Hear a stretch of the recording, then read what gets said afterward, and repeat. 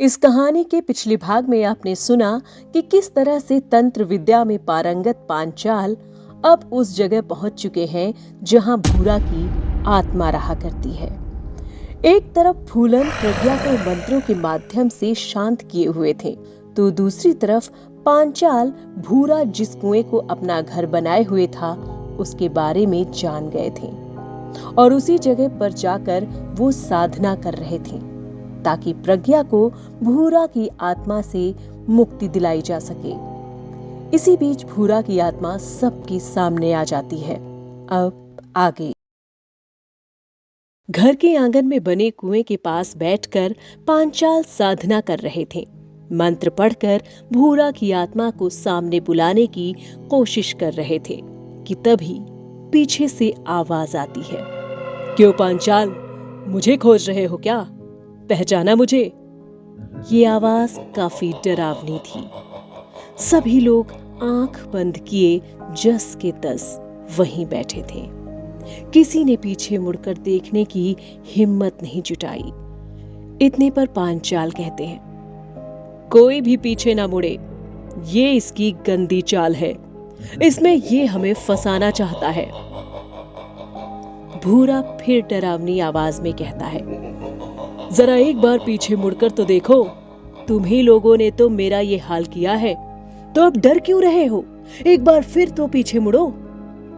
लेकिन वहां कोई भी पीछे मुड़कर नहीं देखता है।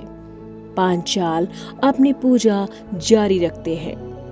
पांचाल कुएं में मंत्र पढ़कर थोड़ा पानी डालते हैं। उसके ऐसा करते ही कुएं से भयानक आग की लपटें उठती हैं। ये आग की लपटें इतनी ऊंची होती हैं कि इसके तेज से कुएं के पास बैठे सभी लोग पीछे हट जाते हैं। पांचाल समझ गए थे कि भूरा को वश में करना इतना आसान नहीं है, कुछ दूसरा उपाय करना होगा।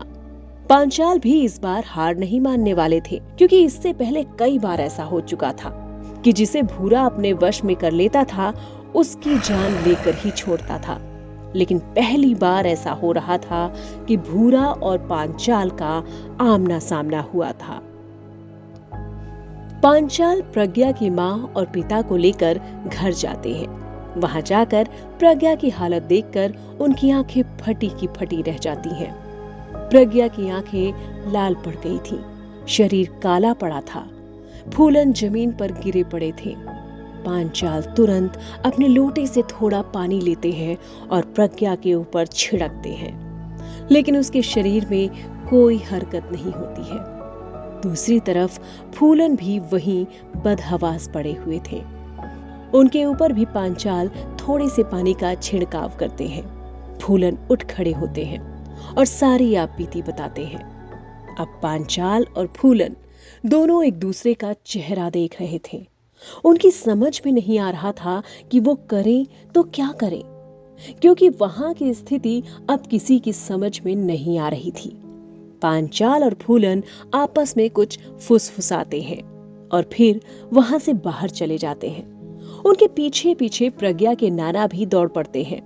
वो जानना चाहते हैं कि आखिर मामला क्या है और इसे ठीक कैसे किया जा सकता है। क्या प्रज्ञा की जान बचेगी या फिर सारी की सारी कोशिश यूं ही बेकार जाने वाली थी।